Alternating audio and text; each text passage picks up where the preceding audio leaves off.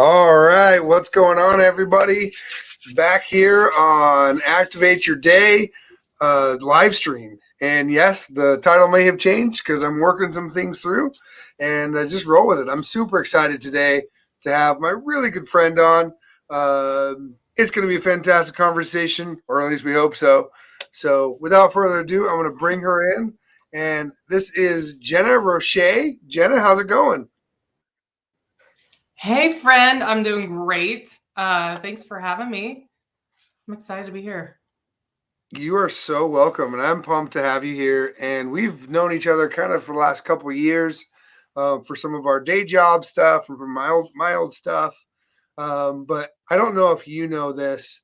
The first real memory I have of you is when you started sending me fan art. And you started making Mohawk Matt art. I remember that. Yeah, I'm like, dude, this guy's got to step up his game. I mean, here he is. He's out, he's being awesome. And I'm like, yeah, we got to send some stuff over to him. So, yeah, I'm glad you liked it. I think that's exciting. Oh, yeah. My wife had one of them has her phone background for a long time. And they've been fun. So thanks for always being a supporter. And now we're not talking about me. We get to talk about you. Now you're the star. Oh no. Okay. Well, I'm ready. Like I said, I'm excited to be here, and thanks for having me. And it's Definitely been a super awesome couple years getting to know you. And so yeah, let's figure this space out. Fantastic. So anyone that's joined live, welcome. I see a couple folks in there. Lindy, what's up? Thanks for joining. Sukhdev, nice to see you. Sean, welcome. How can you join? You are joined. So this is a live broadcast type thing where you can jump into the comments. But for this one, you're not going to be able to come on the video. So a future one, we'll get you on video, Sean, and get you set up there. Matt Watson, welcome. What's up? Howdy. He's been my new fan from Texas. So thanks for joining, Matt. Hopefully you enjoy this conversation. So, Jenna, I'm super pumped because as we've known each other, we've been working around kind of the different innovation spaces, which innovation's a buzzword. I have a water bottle that's got innovation on it. You can just sprinkle some innovation and it fixes all your problems, right? Or at least that's what people think. That's what people get at. I get asked that all the time. Hey, give me some of that innovation. It'll just solve everything I need. And you've been around that space. So I'm excited to talk about the art of bending minds and finding out what's possible. And these are words that I stole from your profile because that's how you kind of think of innovation. Yeah, the word innovation absolutely drives me nuts. I'm not going to lie, because I think it's overused. And I think, like you mentioned, Matt, it's a buzzword, like any other buzzword out there. So to me, that innovation space is, it's like you and I have spoken before. My favorite quote is from FDR, the man in the arena. And if you are not in the arena, essentially getting your ass kicked, the peanut gallery doesn't have an opinion kind of a thing. But that being said, being in the arena to me really means that quote unquote innovation space.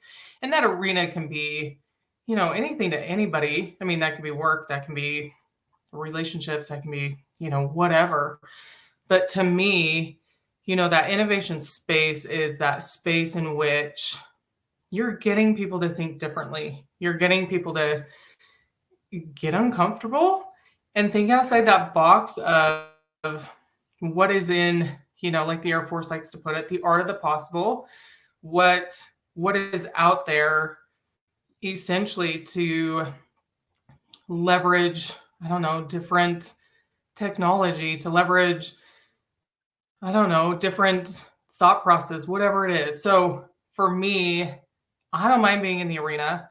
I don't mind being in the arena, get my ass kicked.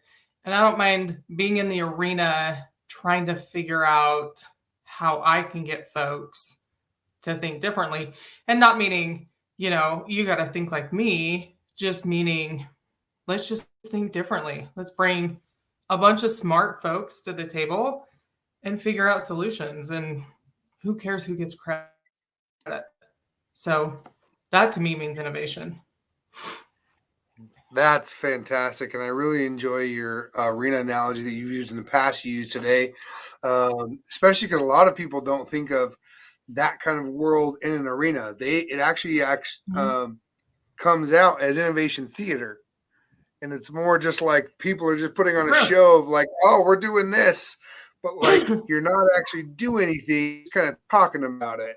So I like the arena of like getting down, getting dirty, getting some bruises, making some changes, and really getting into it all. Yeah, for sure. In that, and I think being in the arena is kind of cliche in a way, but it's also that place where growth happens. The arena is not exciting to a lot of people, and that means that you are uncomfortable and you are, coming up with new and different ways of handling solutions, or you're expanding your ecosystem, or you're doing whatever it means to get outside of your box to figure out kind of what that space looks like.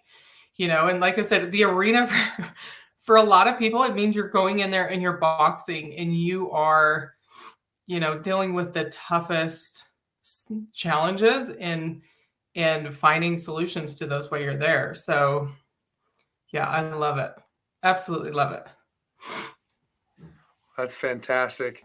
And you do a lot of things outside of like you're a leader. I consider you a leader in the innovation space, in the thinking differently space in your day job, but you also do a lot on the volunteer side too. And you do a lot helping the next generation. Can you talk a little bit about that? I do, and I've always kind of been in that space of, like, I was always kind of raised of pay it forward. And I value that. And I have a little girl who, I always try and teach that. But, in that volunteer space, it comes from not only, volunteering as a firefighter a few years ago, and now trying to pay my skills forward and going other places during the summer and doing, wildland firefighting, or even just in my city, or even in my work arena, and I spend a lot of time trying to, I guess, expand that ecosystem outside of just work, but also, in the means of how can I share what I know, or share who I know, or share pretty much anything with anybody, and I have to kind of laugh because, in the work that I do, a lot of people pay big bucks, to get connected and to, find folks, in the government or non-government, whatever. And I'm willing to be that person to raise my hand and say, I'm here to help you out, and you don't have to pay me anything, because I think there's so much value added in, that volunteer space, and just helping good people do good things. So absolutely love it. There's a lot to unpack there. The last one was helping good people do good things. I love that. But I also want to hit back on, if you guys think that Jenna is just this person that sits in some building somewhere, like looking at problems and driving with whiteboards, remember, she said she's a volunteer firefighter and goes and fights wildfires in the summer. Like, that is so badass. I don't know about that. I think it might be slightly crazy. We oftentimes work with local prisons and inmates, which I have, fallen in love to actually love these people over the years. So I think it might be slightly crazy. I mean, I'm all about an awesome challenge, and I'm all about definitely a good adrenaline rush. So that fits the bill. Absolutely. That's fantastic. So we'll thanks for everyone that's joining. If you're just joining, welcome to Conversation here with Jenna Roueche. We're having a great time talking about the art of bending minds and finding out what's possible. A couple comments here is we talked about the Innovation Theater one. This says LinkedIn user, but it's actually Luke Chabreau. So, Luke, thanks for always throwing in your good Yay! comments. You know, Luke. Love Luke. Hey, Luke. So, I'm totally trying to keep up with you on your book reading this year, but I've started off slow. So I'm getting there. Be patient with me. yeah, he's definitely one to try to keep up with because he reads a lot. For sure. He does. A couple others is Sukdev. Thanks for joining. He says, "Awesome. I'm looking forward to bending minds." So we're going to ask you, Jenna, some ways you can teach other people to bend some minds and find out what's possible here in a little bit. Matt Watson out of Texas. He was a volunteer firefighter for 10 years. So you got another fellow firefighter there. That's fantastic. And this one is Ed Takaz. I always mess Ed's name up. So badass come with badass solutions. So Amen. there you go. Amen. One last one from Sean. If you love giving back and paying it forward, he's got a great thing you can check out. I'll make sure to send you the info and connect you to Sean. Some good stuff he's doing over there with some cool volunteer projects. But yeah, so Sukdev's asking, he's looking forward to bending minds. How do you bend minds? Are you like in the things you're doing, do you consider it like mind manipulation? I'm going to go and hypnotize all these leaders to just do things better, which I doubt you do, but maybe you do. I don't know. So that is such a loaded question. And I'm not even sure where to start with that. So I have plenty of lessons learned, like plenty of what not to do. And I'll be honest, I haven't quite come to the point of where I've mastered exactly what to do within that arena space of bending minds. I think the hard part is it depends on your audience, right? But lessons learned, definitely do not jump in full speed ahead and think that your passion for something is shared across the board.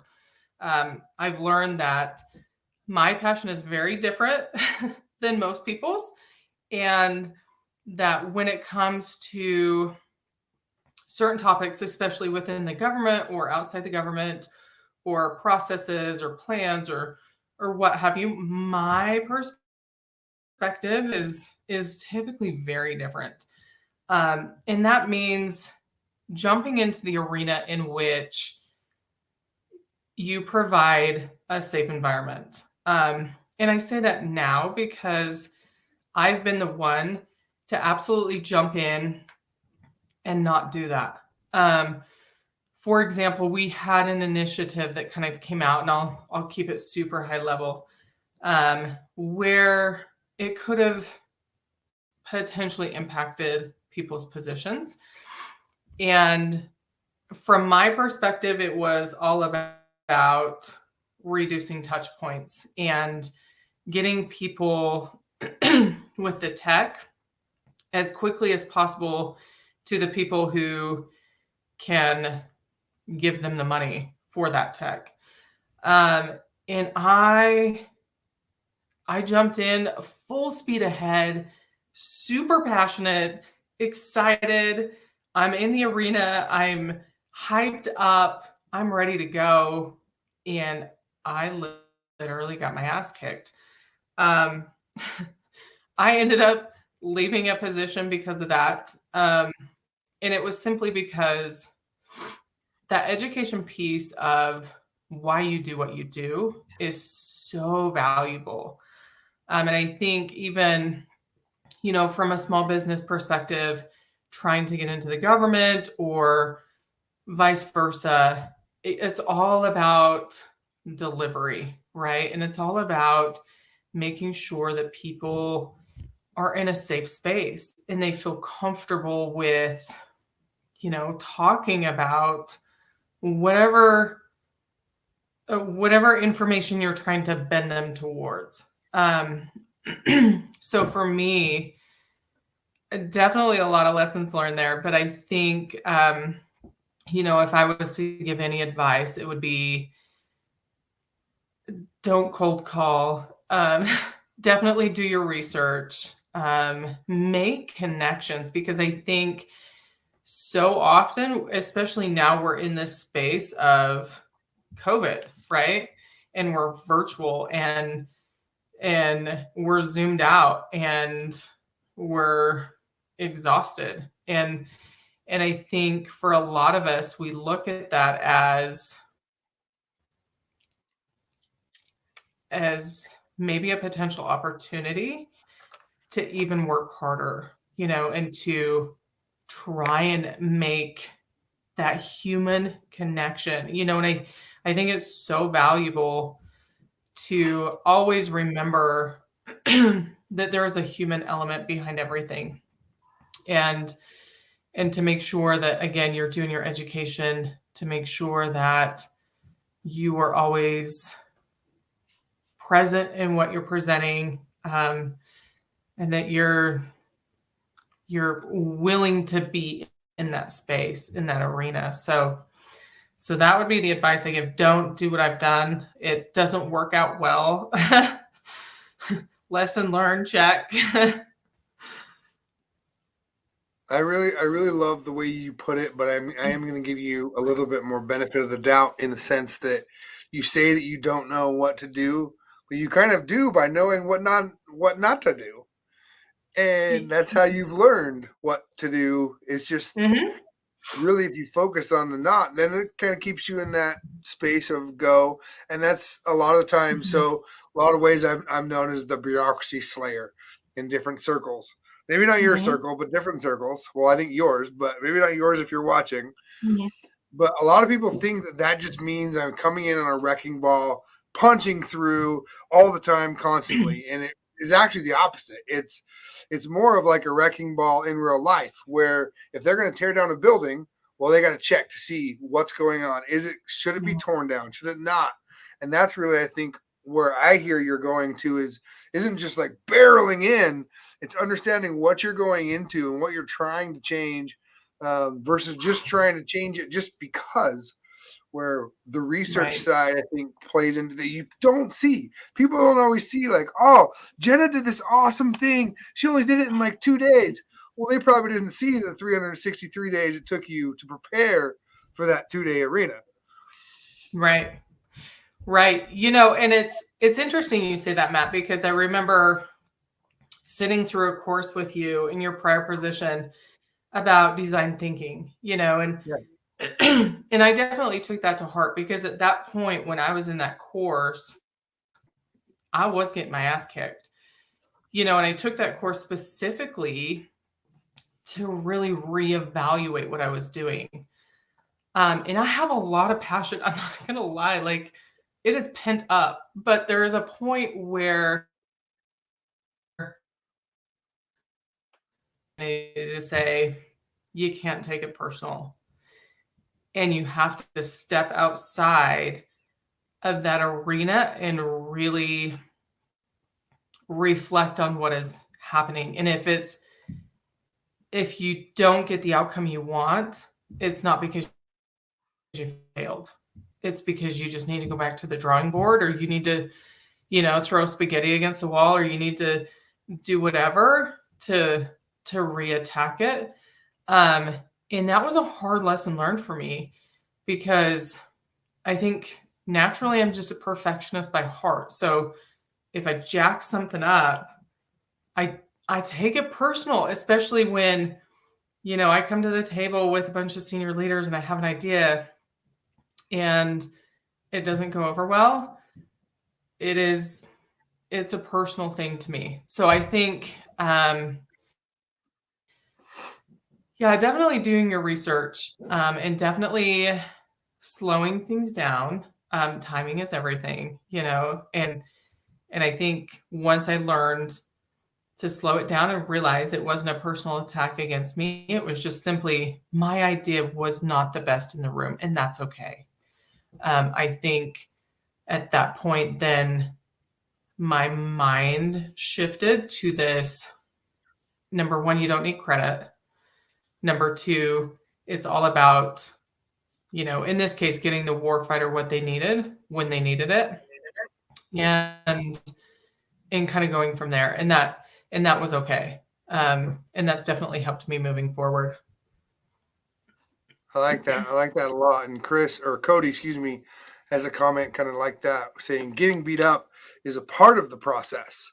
And if you're not pissing someone off, then you're probably doing it wrong. And I want to pull on that thread just a little bit, because I think there's pissing them off because like you're making them uncomfortable, and then there's pissing them off because you're being an idiot. And there's kind of that fine line of just like, yeah, you got to get a little uncomfortable for change and try something new, but you can't be completely arrogant and completely just barrel through, because then you're just going to burn bridges without even knowing that those bridges existed. Absolutely. Yeah. And, to Cody's point, like, I pissed a lot of people off my day. I am not going to lie. I'm not going to sit here and say that I am perfect in any means, but I will say my intentions have always been good and wholehearted. And, I think when you go into it with the best of intentions and with, again, the warfighter in this case in mind, I think it plays out in the end. It's just, again, a matter of that timing. And, Matt, to your point, I think there's this point of having positive disruption, not just disruption. I mean, disruption can mean all kinds of things, but I think when you have a positive spin to it, whether, like you mentioned, it is, getting people to think differently or getting people to look at a different solution they haven't looked at before. To me, that is that disruption, but it's still in a positive intention, if that makes any sense. Yeah, well, I'm actually going to compare it to your experience as a firefighter, in the sense I think there's fire can happen, and fires can be very devastating, can be very bad, but it can also be very good, and it can be cleansing, and it can reset things. And I think that's another way to look at it, as you're saying, is watch what you're burning with your fire. And if you get burned, maybe it's time to reset. Like I've been burned in the past with different things. And it was like, I could have taken it in some ways. I did take it like, I'm burnt. That hurts. That's hot. Fire. In other ways, it's like, that's a reset. It cleared the field. It gave me a chance to go a different way. So yeah, I don't recommend anybody lighting fires, like actual fires. But yeah, that's my analogy for the day. Matt, and to your point, I think there are times where your audience is simply just not ready for what you're bringing to the table, and at that point, that fire's been burned, whether it was you or whether it was someone else. That fire is always, it is done. So you got to pivot, and maybe, at least in my situation, I was in an organization where innovation, for lack of a better word, was not favored, and I pivoted after lighting that match and burning that shit down several times. I had to pivot and go a different direction. And, I think you have to find your tribe of like-minded people, and you have to find your people who ultimately, I guess, think like you. The coalition of the willing is most senior leaders put it, and I think when you find that, then the sky is the limit. But I think, getting back to your point, Matt, there's a point where that fire's been burnt, and I'm sure I burned it a few times. But that being said, I can walk away from it and pivot and, figure out something new. So don't be intimidated by it, for sure. So speaking of kind of pivoting and speaking to some of your earlier stuff about lessons learned, there's a really good comment here from Gina. Says wise words: let people be inspired by imperfections and not your perfections. And I think you've talked about that before and For tonight. sure. Of it's not always about the things that are going good. Sometimes it's about learning from the things that are going bad, and Yeah. sharing them. So to that point, Yeah. I think it's pretty common, probably to anyone that knows me, I'm pretty vulnerable in sharing my imperfections online and to my audience and to different things. Is that something that you do with your community, your friends, whether it's at work, at home, or do you just tell them they're perfectly on that you are? Matt, that's a great question. I'm not going to lie. So I think up until not this year, because it only started, 9 days ago, but, up until the last, I would say 6 months, I was in a position where you had to prove yourself. And it was, you got to take credit for everything you're doing. And if you're not, then you're not performing and you're not and maxing out your talent, I guess. So it was funny up until then. It was like one of those things, and I'm not a huge social media fan. I hate Facebook because I feel like Facebook is one of those things that everybody's perfect, right, on Facebook, and I'm like, oh, I'm gonna drop that match and say that my puppy got impregnated by the neighbor dog, and now we have 9 additional puppies. My bad. So I'm not going to drop that match. But, going back to that, I think there's this space where people feel like they have to be perfect. And I'm in an organization now where, again, nobody wants the credit. Nobody feels like they can't own what they did. And I'm learning this new space of being like, yep, totally jacked that one up. My bad. How do we fix it? And it's so humbling. And like I said, I was born and raised a perfectionist. My parents are highly educated, so I think coming to the table and being like, I jacked it up and I can own that. And it's not necessarily like that I've never taken responsibility, but I think now, again, you verbalize it and I'm okay with that. I don't know if I've had the opportunity to take to social media, like outside of Facebook and stuff, to be that vulnerable with people, and to let that side of me out per se. And maybe I just haven't seen quite an opportunity to do that without, again, maybe lighting that match. I'm not sure, but it's interesting because in my last organization, I was given paperwork for being on social media and in talking to the wrong people on social media, and that was, connecting with senior leaders or connecting with whomever. And I was written up a couple times for that. And so I think there's that hesitation of being like, oh, you gotta watch what you say, you gotta watch what you do, and don't publish it. And if you stick it out there, make sure you get it covered. So, I guess, Matt, to your point, I'm not sure I've had that opportunity, but number two, I'm a little hesitant, but I'll own whatever. I mean, if I jack something up, I'll own it. So I know enough. I'll say I don't know if I know enough about you, but I know enough people that know you to Mhm. say that you do share your imperfections, and well, definitely what this person has learned from you. You're a good Oh, my pal, friend. but she kind of pulls on. If you're not failing, are you even trying?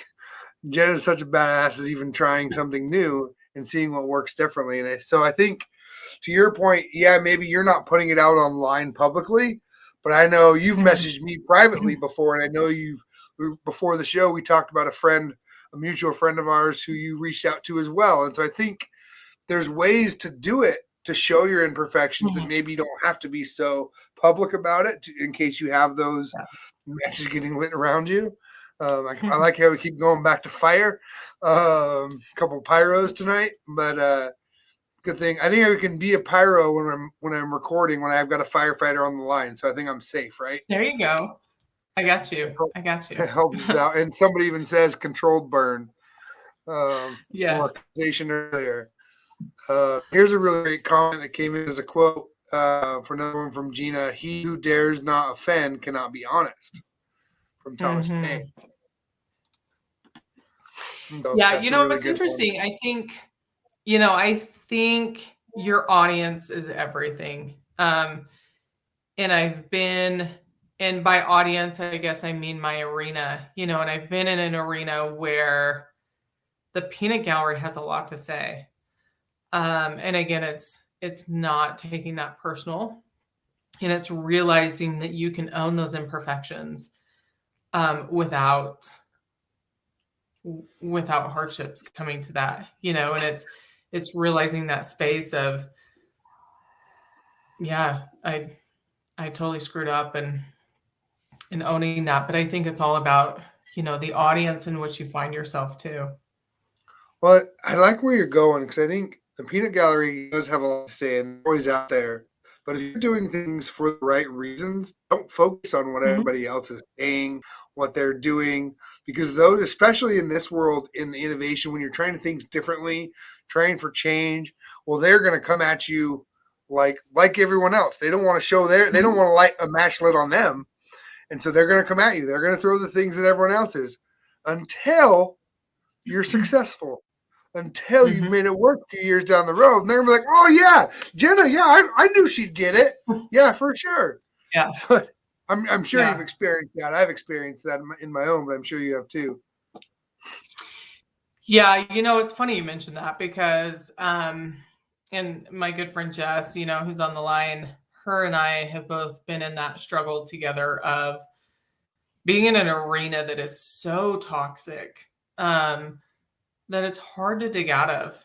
But now in both of us in a new space that we're thriving, and we were just talking about some of I'm not even going to say leaders, some of the people in leadership positions, and what they're doing now, and where we're at, and I'm not about necessarily sticking it to people, but I think there comes a point where if you get out of a space and you can do 90% more than you could in that space, just removing yourself, and now looking back on it and showing those quote unquote leaders who you are, what you're doing, and all the stuff you've been able to accomplish in the short period of time you've been out of that space.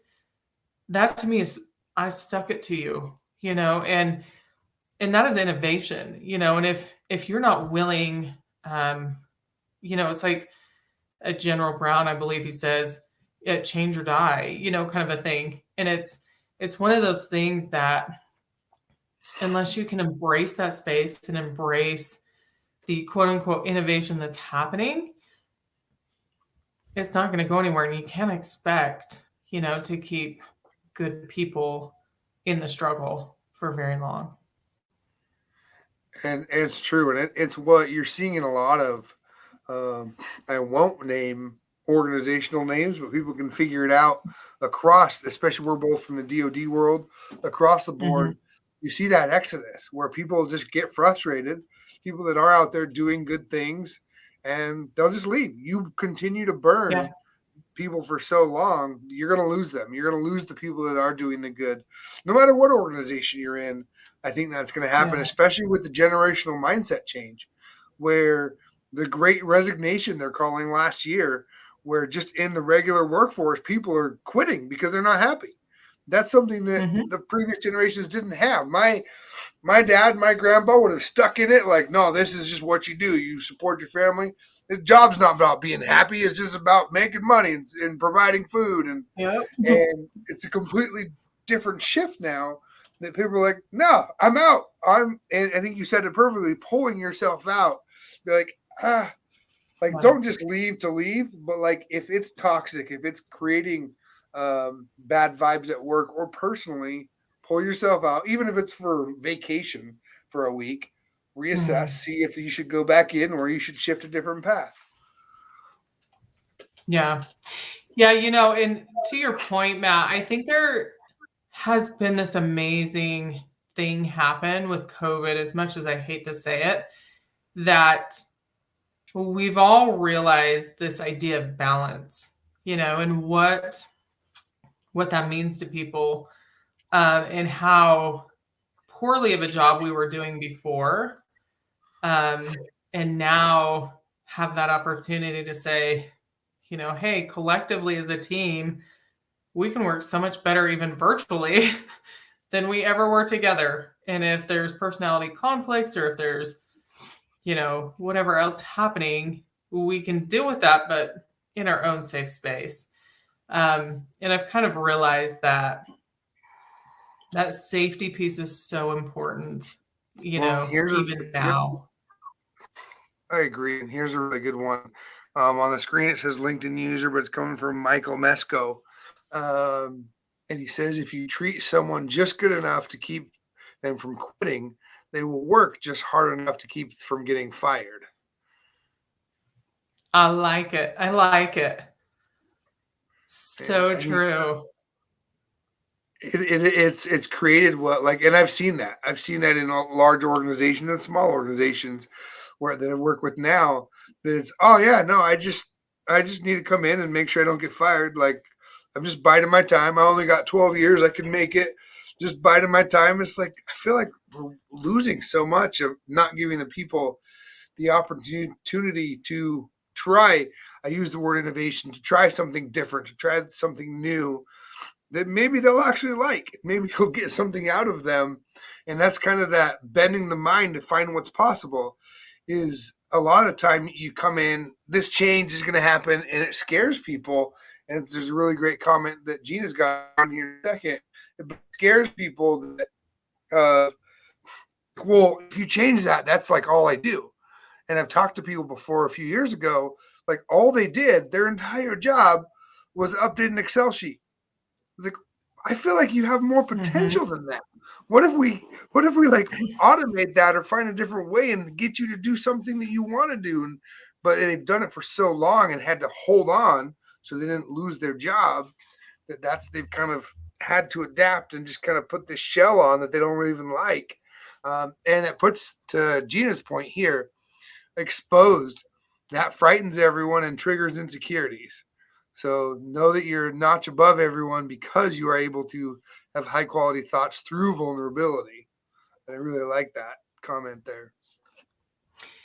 Yeah, and to her point, I've done a lot of research just in my PhD and everything on that vulnerability piece, and it's scary, and people, nobody likes it, but I think it brings it back, and even more so now, to that human element, of connecting in a way that, even though we are distant and even though we are all struggling in our own right, there's still that human element that brings us all together and that connects us in a way that we never thought existed. And I think that is where, I find my most passionate times of connecting with people that I haven't connected with, but also listening and understanding them in a way that it's not a title, it's not a government, it's not a industry, it's not a CEO, it's not a, I don't care what your title is, to be completely honest. It is simply you as a human, Matt, and me as a human, connecting, you know? And I think so often we forget what that's really like and what that really means, you know, and how we do this. And, you know, and I think it's super exciting because I think we're seeing it more now of, hey, yeah, we've got Zoom burnout, but we can connect with people, and we're realizing people have kids, and we're realizing people have obnoxious dogs on Zoom, and even obnoxious kids. And, you know, so we're like, hey, so-and-so's human. And, you know, so I think that's I super like that, exciting. and they have the dogs and the kids, and they have a real life, and it's okay. It's Yeah. to the Yeah. imperfections point earlier from Gina. It's okay to not have to like be in this perfect 3-piece suit all day and like, oh no, heaven forbid Yeah. my dog barked and my kid walked behind me in a diaper or something. But it's okay. Like it's created a. I think to your point from earlier, what COVID's done. One of those is that acceptance of like, oh, okay, I'll just give you the benefit of the doubt. Yeah, your kids are all over you. Okay. And And it really, allows people to be vulnerable, you know, yeah, and not be outcasted because of that, you know, or not be getting their ass kicked in the arena because they're human. So I think that's yeah, exciting. definitely. So anyone that's still on us live, we got a number of folks with us still. Thanks for joining. Tell us, throw us something, throw us a question, comment. Got a couple questions from previous, so I'm going to pull right now. I promised Jen I wouldn't throw any curveballs, so here's some nice down the line ones for you.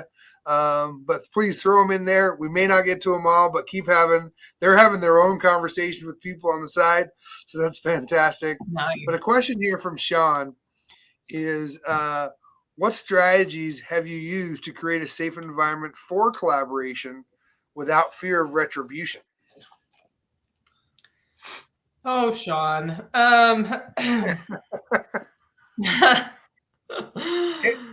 I remember, said, I've done I know. go ahead. I might need more wine for this question. So I've done everything wrong when it comes to trying to create a safe environment. But I've learned from it. So I think that is where this question comes in. In my lessons learned, it's been education. And it doesn't matter what you're trying to get across. But I think if you come at it from an authentic, genuine means and bring education into it, and that education piece could be data, that could be you know, simply what we've been doing before, you know, and why that simply doesn't work. I've gone balls to the wall and have land blasted it, you name it, with everything but that. And I will tell you, it doesn't work. But I think if you come at it with an authentic means and again, be strategic about it, and know that timing is important. And I think when we think of this arena of innovation, that's threatening to a lot of people, and you have to cultivate it in a way that it becomes a win-win for everybody, because oftentimes it's that innate question of what's in it for me, you know. And I don't care if you're talking government, I don't care if you're talking industry. I think us as humans have that innate questioning within ourselves of saying, what am I going to get out of this, you know? So I would say do your research, come to the table with a win-win scenario. And that may not always be the case, but definitely try and put yourself in the shoes of those that you're trying to influence, because there's always a different story. And I will tell you, like, just being vulnerable and authentic, I've gotten death threats. I have gotten all kinds of threats from people that felt like I was trying to take their jobs for simply reducing touch points. Wow. So take a step back and really look at the full picture, and how you can, no kidding, come to the table with a win-win would be my best advice. Yeah, and Jessica adds, not gonna go too far into it because I want to add to that, but Jessica says, if you fear retribution and fear of speaking up, maybe it's time to find a new team. And it's true. If you Yep. feel that controlled and that handcuffed, then maybe it is time to look somewhere else and find something else. And one thing I want to answer to your question, Sean, is something that's worked for me. And I've had a lot of I don't know if I've had death threats, but I've had legal threats multiple times, and things like that. But so I guess you got to be a firefighter to get death threats. Or you're either that cool or you're that disruptive. We'll let them decide. Go big or go home, Matt. Jeez. I know. I'm not stepping up my game. Apparently, I got to disrupt more to get like your love stuff here. Or maybe it's just you guys. You are just that criminal underground out there.